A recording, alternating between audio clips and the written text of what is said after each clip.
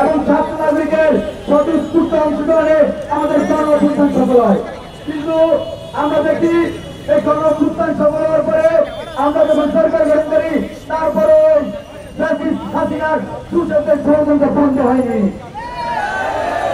আমরা ছাত্র জনতা মাঠে আছি, মাঠে থাকবো।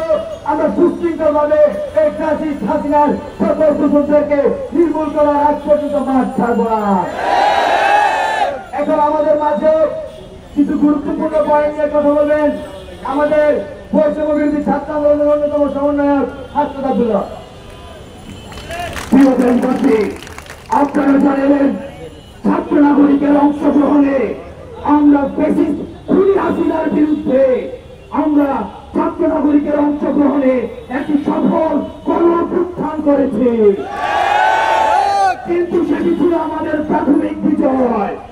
আমরা দেখেছি খুনি হাসিনা যখন দেশ থেকে পালিয়েছে তখনই দেশ বুঝেছেন চক্রান্তে আবার আমাদের দেশকে পিছিয়ে দেওয়ার জন্য সারা বিশ্বব্যাপী চক্রান্ত শুরু হয়েছে।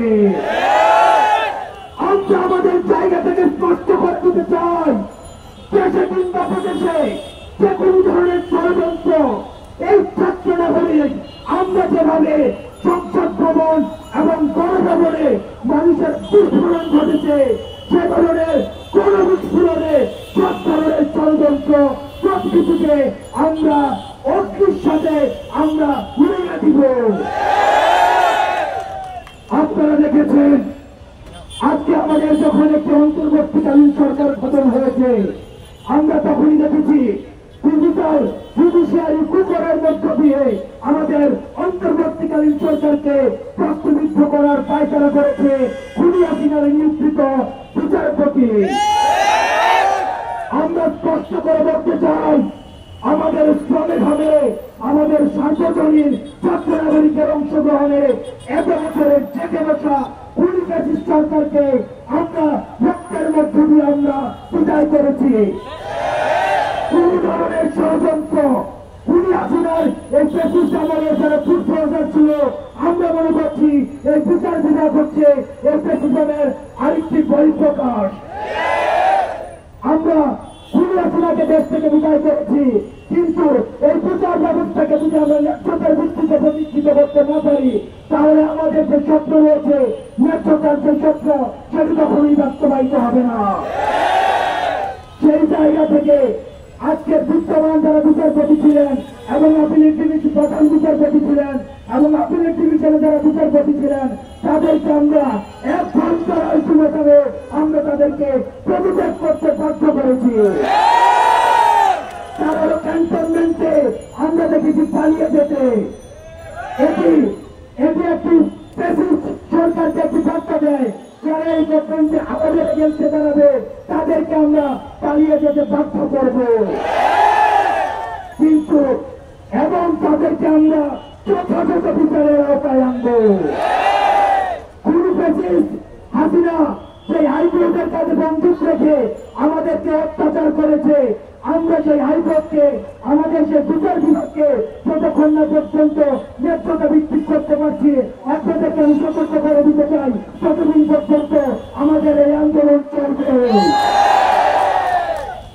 এই পর্যায়ে আপনাদেরকে স্মরণ করে দিতে চাই আমরা সেই বিচারপতির পদত্যাগের জন্য আমরা রাস্তায় নেমে এসেছি। সেই বিচারপতির পরিবর্তে আমাদের নতুন বিচারপতি দেওয়া হয়েছে আশফাকুল ইসলামকে। অত্যন্ত পরিতাপের বিষয়, অত্যন্ত প্রস্তাবের বিষয় গত 16 বছর তারা এই সরকারকে সাথ করেছে। এই সরকারের যারা পৃষ্ঠপোষক ছিল এই সরকারের যারা পৃষ্ঠপোষক ছিল এমন তাদের মধ্যে অন্যতম হচ্ছে এই আশফাকুল ইসলাম। সুতরাং পূর্ণবর্তী নতুন বিচারে মূল্য দিয়ে আমাদের এই বিচার ব্যবস্থাকে আবার পরিচিত আমরা দিতে পারি না। সুতরাং এই যে আশফাকুল ইসলামকে বিচারপতি আবার দেওয়া হলো প্রধান বিচারপতি এটি ছাত্র নাগরিক প্রত্যাখ্যান করছে। আমরা বলে দিতে চাই গত 16 বছরে যারা আইওয়াবি রাজিমকে শেষ করেছে তাদের মধ্য থেকে কেউ এই রাষ্ট্রীয় শান্তিকারী কোন প্রতিষ্ঠানের আশেপাশে তাদেরকে আমরা ঢুকতে দিল না। সেই জায়গা থেকে আমরা ছাত্র নাগরিক প্রস্তাব করছি আশফাকুল ইসলামের জায়গায় সঙ্গে ফুটার সুসানকে আমাদের প্রধান বিচারপতি নিয়োগ করতে হবে। সেই ফুটাতুল ইসলামকে প্রধান বিচারপতি নিয়োগ করতে হবে। সংবাদ 4টার মধ্যে তাকে প্রধান বিচারপতি নিয়োগ করতে হবে।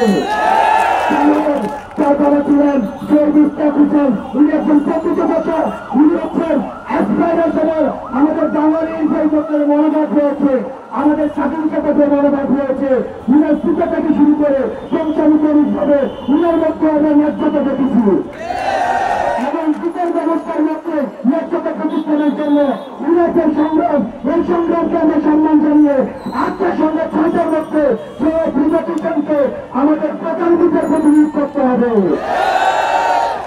আমরা প্রজাকে সচেতন করে দিতে চাই যে কোনো ধরনের অ্যাডভোকেশন চক্রান্ত আমাদের থেকে, আমরা যে বাংলাদেশ বিনির্মাণের দায়িত্ব নিয়েছি যতদিন না পর্যন্ত বাংলাদেশ বিনির্মাণ হচ্ছে, আমাদের তাকে আপনার এই ছাত্র নাগরিক রাজব্যক্ত করে রাখবেন। এবং পরবর্তীতে আপনাদের জন্য গুরুত্বপূর্ণ নির্দেশনা দিচ্ছেন আমাদের অন্যতম সমন্বয়ক জাকের মজুমদার।